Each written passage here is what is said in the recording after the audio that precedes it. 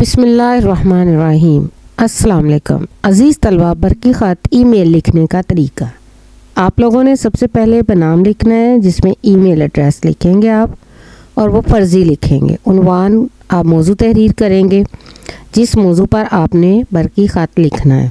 پھر نفس مضمون تحریر کریں گے، اس میں ایک پیراگراف بنائیں گے جس میں آپ نے جو بھی آپ کا مقصد ہے وہ آپ تحریر کریں گے۔ اختتام میں آپ نے من جانب نام، پتہ، ٹیلی فون نمبر، لیکن یہ سارے کے سارے آپ لوگوں نے فرضی لکھنے ہیں۔ یہاں پہ کوئی اصل نام نہیں لکھا جائے گا، نہ ہی اصل ٹیلی فون نمبر لکھا جائے گا۔ امتحانی نقطہ نظر سے یہ چیز جو ہے آپ کے لیے ٹھیک نہیں ہے۔ اب میں آپ لوگوں کو ایک نمونے کے طور پر دکھاتی ہوں کہ آپ نے جب ای میل لکھنی ہے تو کیسے لکھنی ہے۔ برقی خط بنام بک ڈپو، بنام imtiazhussain@gmail.com۔ عنوان کتب کی فراہمی۔ محترم سر، مجھے اردو کی تفسیر ادب برائے جماعت نہم، دہم، 11ویں اور 12ویں جماعت کے لیے 25 کتابوں کے بنڈل کی ضرورت ہے۔